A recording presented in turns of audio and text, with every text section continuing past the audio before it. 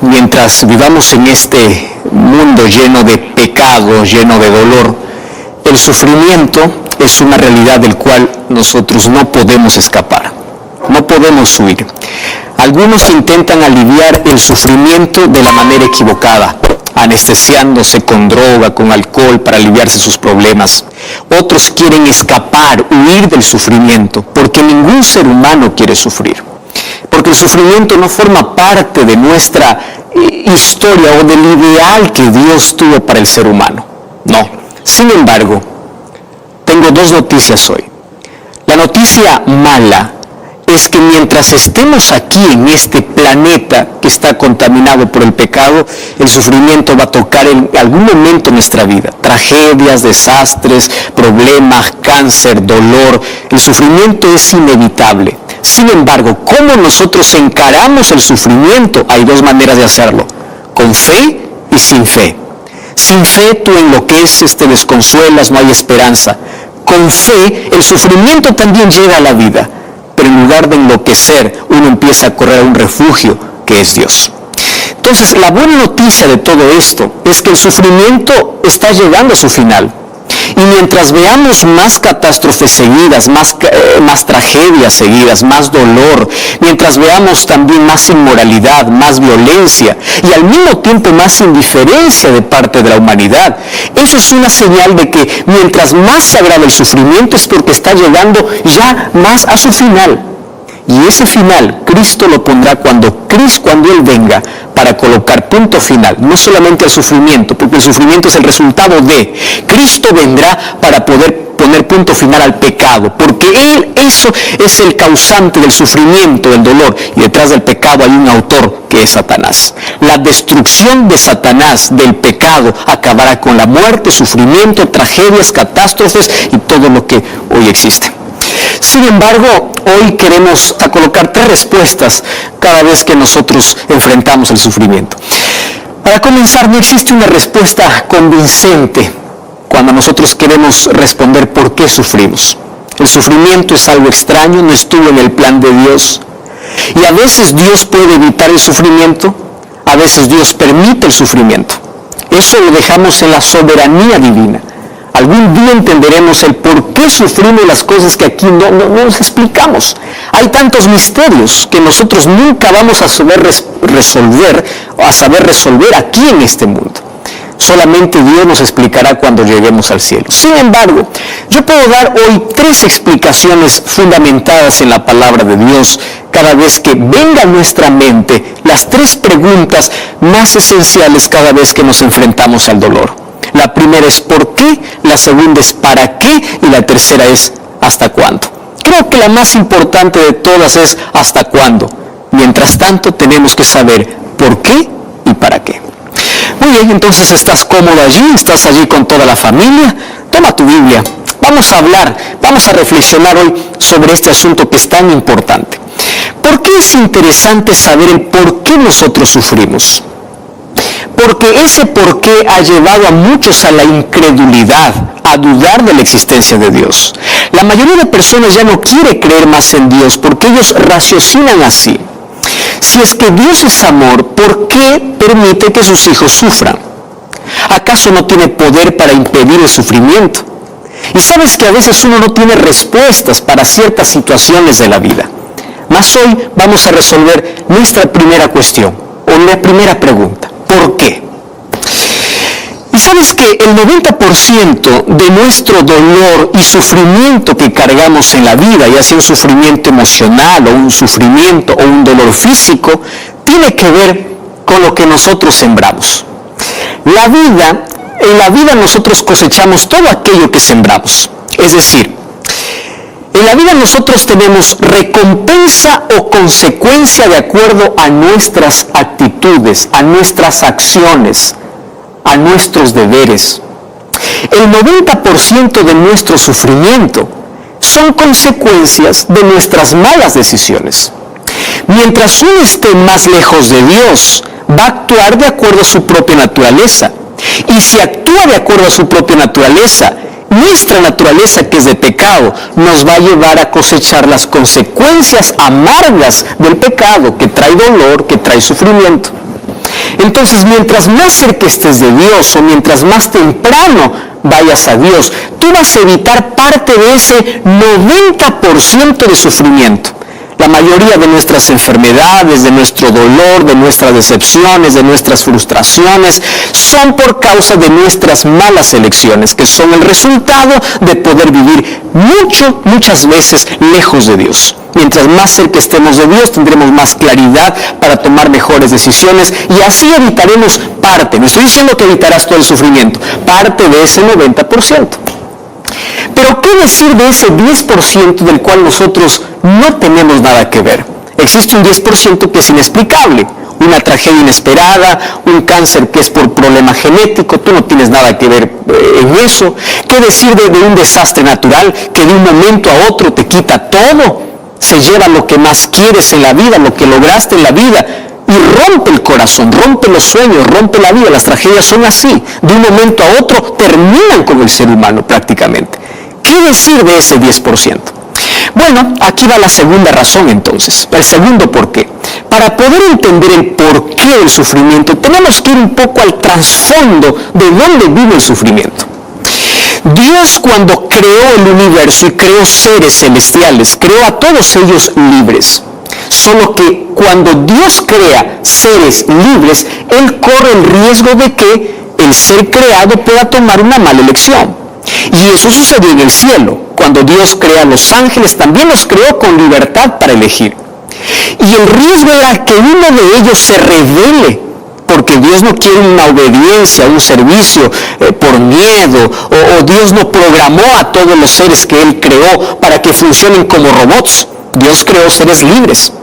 Entonces, en el cielo, un ángel llamado Lucifer, ángel de luz, usó su libertad para rebelarse en contra de Dios. Y ante esa rebeldía, la armonía del universo terminó.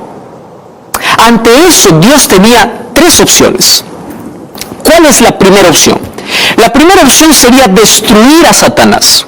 El libro de Apocalipsis capítulo 12, versículos 7 al 9, dice que hubo una guerra en el cielo y Satanás fue desalojado del cielo. Pero la primera opción era destruir a Satanás. Muchos creen que si Dios hubiese destruido a Satanás, ya todo estuviese tranquilo. Espera un momento. Eso yo también lo pensé más de una vez. Pero fíjate una cosa. Dios estaba ante la vista de todo el universo.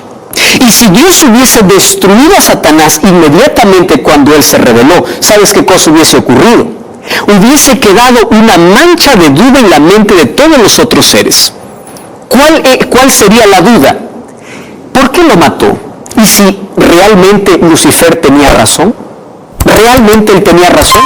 Y Dios, para poder callar la razón que tenía Lucifer, no desapareció.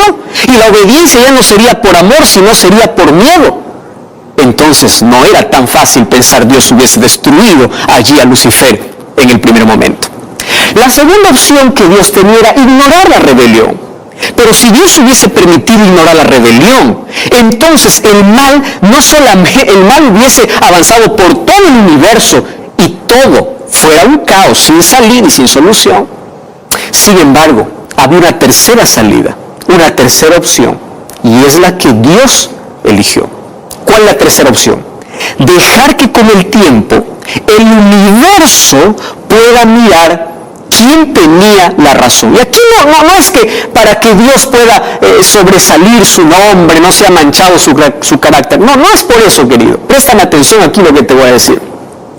Con el tiempo se diría si Satanás o la entrada del pecado realmente traería algo bueno para el universo o un desastre para el universo. Ahora, permitir que el pecado revele su propio carácter significaría permitir que Satanás pueda hacer todo lo que hoy vemos: tragedias, desastres, problemas, todo tipo de dolor que hoy trae el ser humano. Es consecuencia de la entrada del pecado, pero también es la revelación del verdadero carácter de la rebelión. Y Dios tuvo un plan.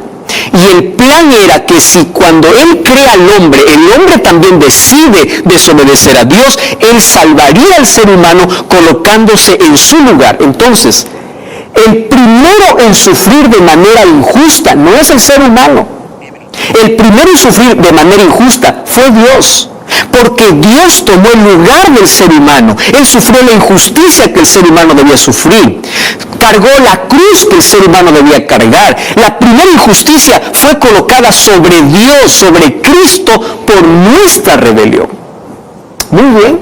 Entonces ya entendemos la segunda y la tercera razón del por qué. Sin embargo, todavía existe una cuarta. ¿Y sabes cuál es la cuarta? Es que tú y yo tenemos un enemigo. Y ese enemigo ya sabemos que es Satanás. Y él intenta desfigurar el rostro de Dios. ¿Cómo desfigura el rostro de Dios?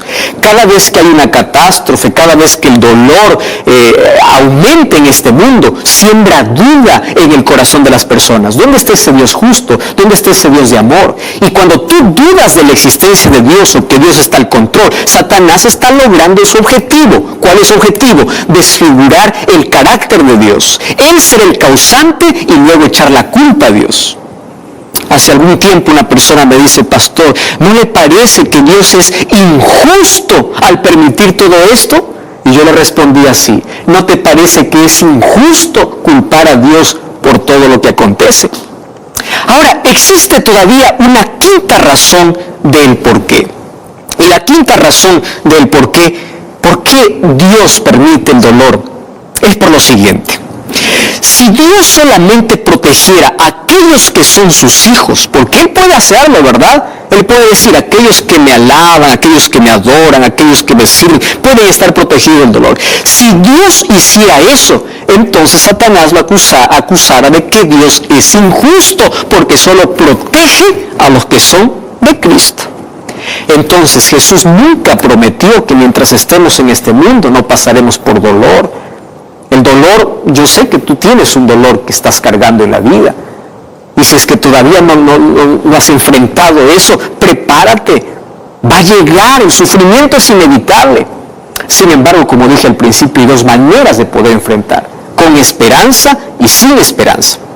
Sin embargo, tenemos que responder lo segundo, y es el para qué Dios permite el dolor. Si bien es cierto, Dios no es el causante de todo, pero Él permite. La primera razón es porque a través del sufrimiento, a través de las dificultades, nosotros podemos ver la gloria de Dios. ¿Sabes cuándo ocurre un milagro? Un milagro viene cuando hay un problema. Si no hay un problema, entonces obviamente que no hay milagro. Tú vas a ver los milagros que Dios hizo con Daniel en el foso de los leones, con los 3 muchachos que decidieron ser fieles allí en Babilonia. Dios hizo un milagro, pero después del sufrimiento, hubo dolor, hubo sufrimiento. Daniel fue lanzado al foso de leones y de allí Dios lo libró. Dios nos muestra su gloria. Número 2, el sufrimiento prueba quiénes somos, prueba nuestro carácter, prueba nuestra fidelidad. ¿Sabes que nosotros sabemos de quiénes somos y a quién servimos en el momento que sufrimos? Fíjate que Job y su esposa pasaron por el mismo sufrimiento. Perdieron sus hijos, perdieron su riqueza, perdieron todo. Pero Job adoró a Dios y la esposa de Job dijo: maldice a Dios. Mira, el dolor revela quiénes realmente somos. Y Dios permite muchas veces el dolor para poder pulir nuestro carácter, para que nos enseñe a tener paciencia, a tener fe. Nuestra fe crece en las dificultades. Nuestra dependencia crece en el dolor. Conocí a alguien que me decía: pastor, gracias al dolor yo conocí a Jesús, gracias al cáncer yo pude encontrarme con Jesús, porque estaba corriendo tan rápido en la vida que no paré para pensar que me estaba perdiendo. La tercera razón por el cual Dios permite el dolor es porque es un medio por el cual Él nos alcanza. Hay muchas personas que son alcanzadas solo mediante el sufrimiento, porque es el único lenguaje que muchos entienden. Es en el dolor donde se aprende. Y la quinta lección, o la quinta razón, es porque las lecciones más grandes de la vida, lamentablemente lo aprendemos en el dolor.